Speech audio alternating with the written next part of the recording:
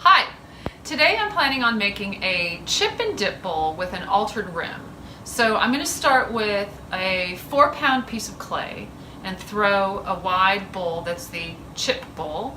And then I'm going to have throw a second bowl with a 1-pound piece of clay that will be the dip bowl. Eventually, when they set up, I'll take the smaller bowl and place it inside the larger bowl and cut the rim of the bowl away to attach the small piece to the large piece. So I'm going to start with this 4-pound piece of clay.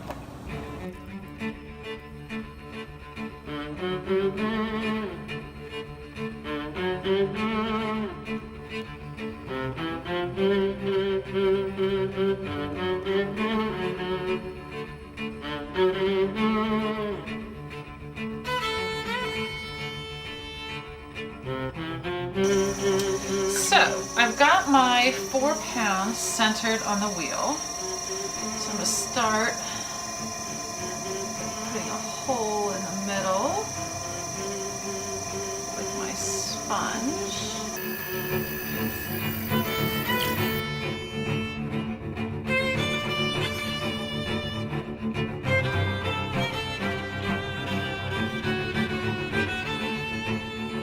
So I'm going to want to open this up pretty wide so there's a nice bottom to it.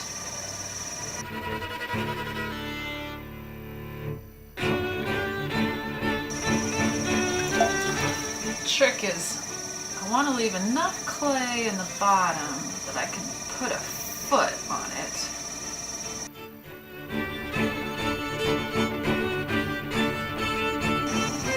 Out, I want to make sure it stays attached to the bat nicely. It doesn't get a wobble in it.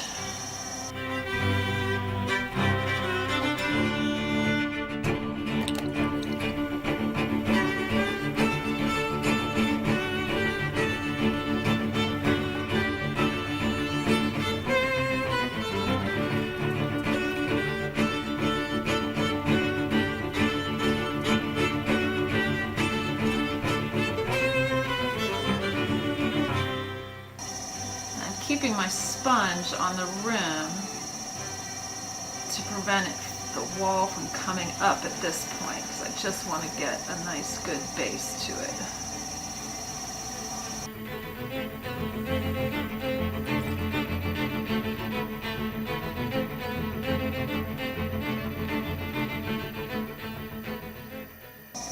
One of the things I like to do is also just check the thickness of the bottom. Oh yeah, see, nice and thick there. What tends to happen then is you're not so thick outside. So I want to move some of the clay from the middle out to the edges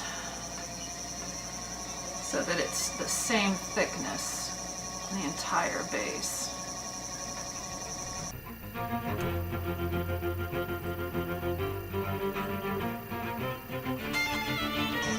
it a little bit wider. Trying to keep it nice and attached down here at the bottom. I think I'll do one more across the middle here, just to make sure it's nice and even. Sometimes I go back the other way just to prevent any spiraling from occurring.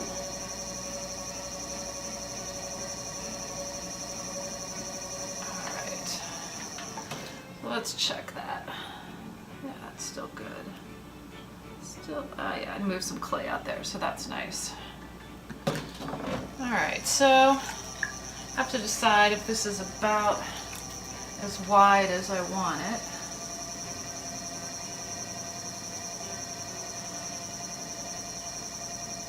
You gotta always remember that you get a lot shrinkage when you dry and fire the clay. I think this particular clay we lose about 12.5% of volume. So sometimes you just got to think about that you make it big enough. So I think I've got this nice good size, and so now I want to pull up the wall a little bit. One thing you want to be careful of is I really want to make this a bowl, not a plate. So I need to make sure that I have a nice sort of curve as I bring up this wall, not just a straight up and down. So that's something I have to think about as I'm throwing this next section.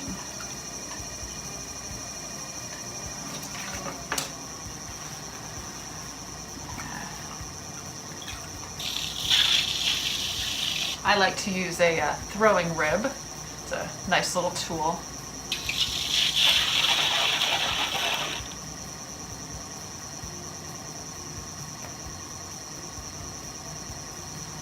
So I'm going to try to bring it up without too much of a curve yet, and then I'll add that curve later because I want to get some good height on here so that it will fit all of the chips.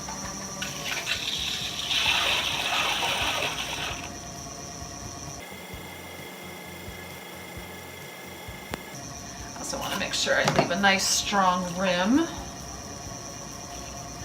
You'll see I'm adding water on the outside of the pot with my sponge here.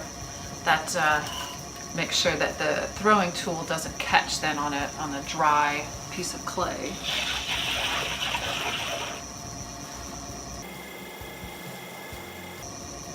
All right, so I think I've got this probably about as high as it's going to want to go.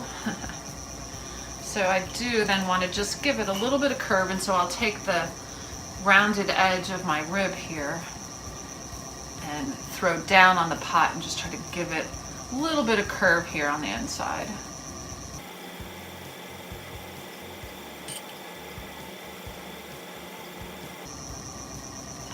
All right, so that looks pretty nice.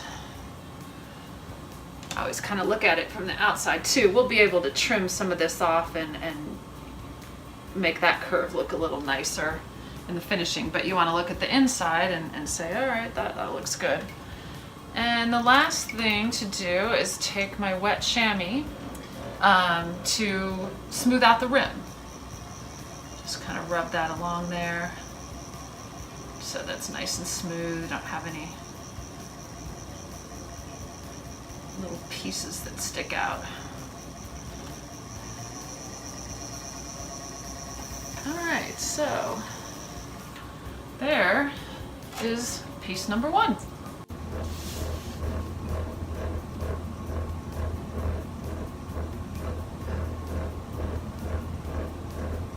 Okay, so I have my second piece of clay. I actually changed my mind and I have about 3/4 of a pound rather than a pound because I decided that was going to be a little too big to fit inside the first pot. So I'm going to throw just a small little pot. The goal here is I want the base to be pretty thin. I don't want to have to trim it or cut a foot in it. I need it to be, thin enough that it's going to be able to just lay right into my larger pot. My larger pot, I measured it. It's just over 2 inches tall. So I don't want this to be any taller than that. That's why it needs to have a pretty thin bottom so that it'll rest right into that, the larger piece. So here we go. I've already got it centered on the wheel. So I'll take, cut it pretty close to the bottom, like I said, because I don't want to have to cut a foot or trim anything on it. So I'm going to open it just a little bit. I don't want it to be super wide like the first piece was, but I want it to have a little bit of a wider base. And now I'll just throw up. Again, don't want the rim to get too thin, so I'm going to keep that nice and thick. I think I'll use my throwing rib now.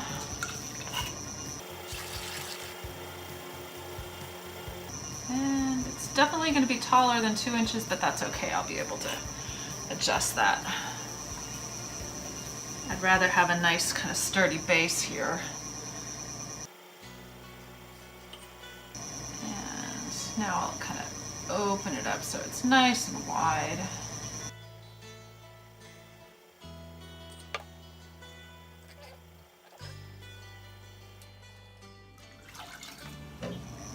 So I think I can't find my ruler. There it is. I'm going to measure it It's definitely just at 2 inches, so I think it's the right height. You can see I still have a fair amount of clay here in the bottom, so I am going to have to trim this and trim some of this excess off, but that's okay. I want kind of that excess to start with because it gives me a nice base for the wall of the pot. So once this sets up, I'll be able to trim the bottom off of that, no problem. So I have finished throwing the first 2 pieces. So you'll see I've got 2 of the large pot, the chip bowl, and I've got 3 of the dip bowl. I like to do that because you never know when you go to put things together, you want to find the right bowl that fits inside the other bowl. So that's why having options is always good. So the trick now is I need to let things set up. The smaller pieces, they're going to dry faster because they're smaller. I want them to be dry enough that I can turn them over and trim up some of this excess clay on those. So I need these to be a little bit drier than this. The trick on the large pieces is I want to be able to cut this rim and manipulate it. So I just need this to be still wet enough that when I twist it and manipulate it, that it's not going to crack. So I want this to dry a little bit, but not too much. So I'll cover these with plastic overnight to help them set up but not get too dry.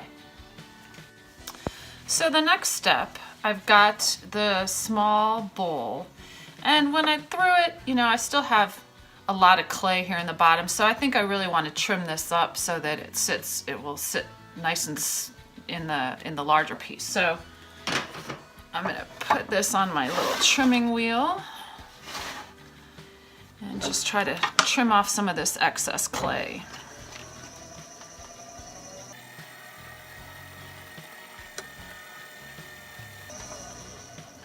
Sometimes it's amazing how much extra clay can get trimmed off of a pot. And I pick it up and see how it feels and check the thickness of the walls, and yeah, I think there's still a little bit more I can take off here on this end. And all of the extra clay that comes off here, this I can all recycle and use it again so it doesn't go to waste.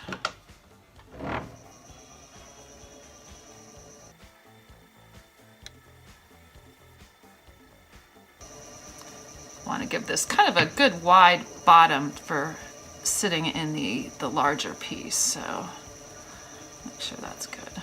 All right, turn that over. Oh yeah, looks good. This will work good. So now I've got my small bowl trimmed and my large bowl ready to go.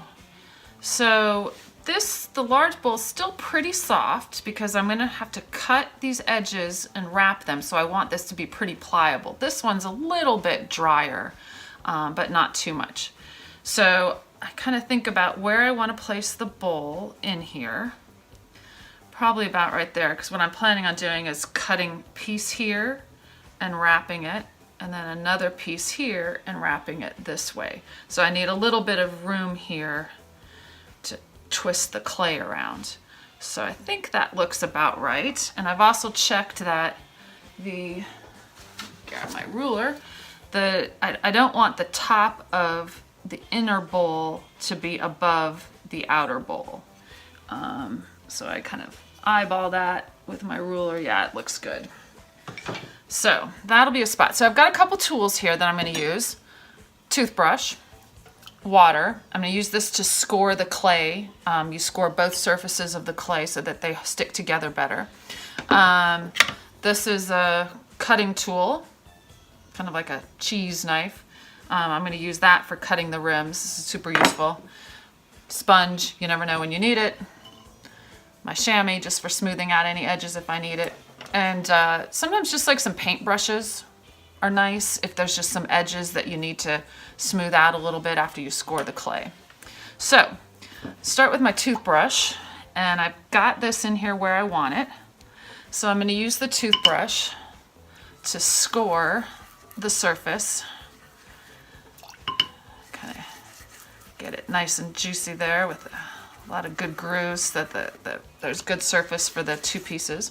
So I do the same thing here on the larger piece.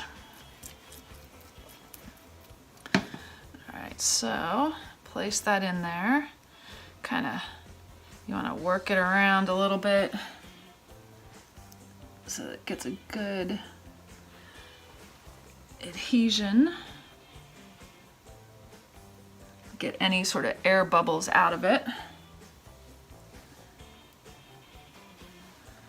Kind of give it a good look all the way around. Make sure all the edges are nicely connected. All right. This is where, again, I take my little toothbrush also and just kind of really make sure that that bond is firm there. All right. Yeah. All right, so I'm pretty happy with that. All right, so now I take my cheese tool, cheese cutter. And the first thing I'm going to do is do a cut from here. Do it kind of diagonally, probably down to about right there. Sometimes there's a little just guesswork. You gotta plan it, but then just go for it. Here's the hard part. You gotta get the tool back out. There we go. Perfect. So, and my plan here is to wrap this all the way over there. So it kind of just cradles the bowl. So you see why this needs to be still pretty moist, because that's a pretty big bend to have to put in the clay. So now I need to do the same thing with my toothbrush of score both surfaces so that they can attach together. So I score that side.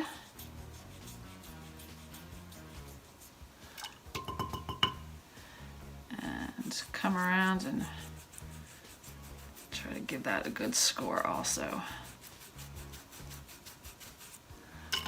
And then just connect the two pieces.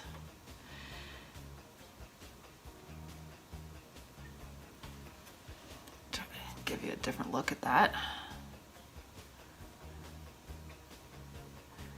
And I kind of want to do everything I can to just smooth this out and make sure it's really joined nicely.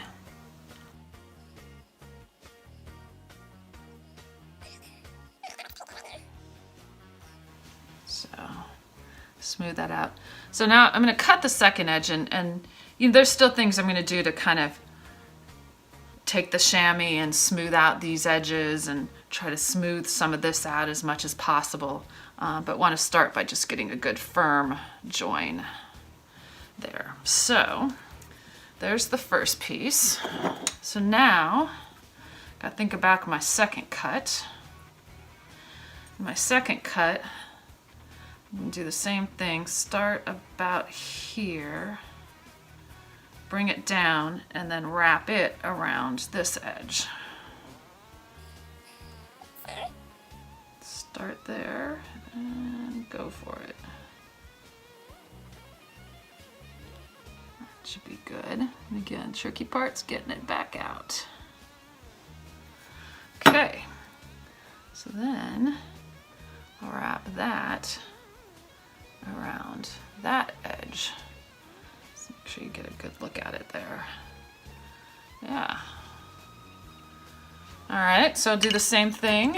Use my toothbrush to score this.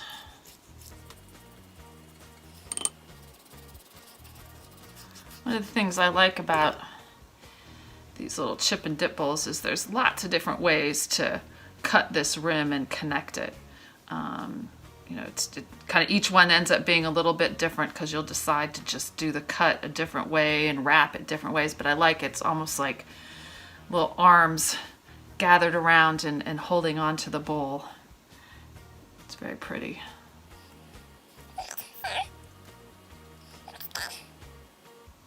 Again, smooth, and you want to really connect these two joints as much as possible so that it looks almost seamless. Make sure you squeeze out any excess water and all the air bubbles. Smooth that little edge out. All right, so I'll kind of give this a full whirl so you can kind of see. So that's the basic step. I'm going to do a little more work to smooth out some of these edges. This here I can kind of, you want to make that a little more seamless rather than sort of, you can see my harsh cut there, so I'll smooth all that out as well. But I think we've got the basic shape here.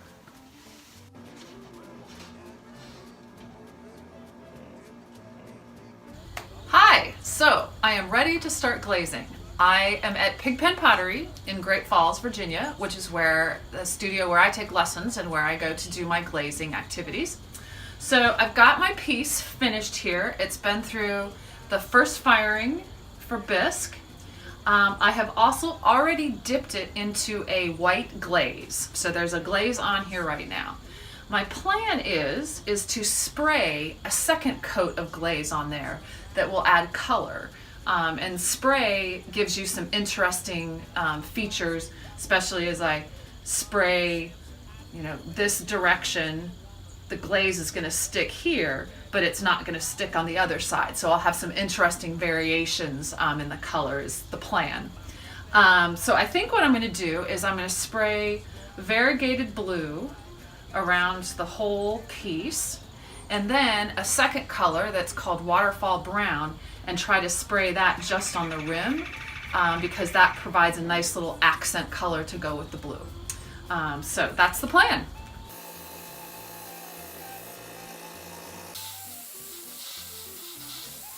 So here to unload the kiln. Everything has been fired. It's always like Christmas time, I think, when you open the kiln, because you never know what you're going to find when you get inside and how things will turn out. So we'll start unloading and see what we find.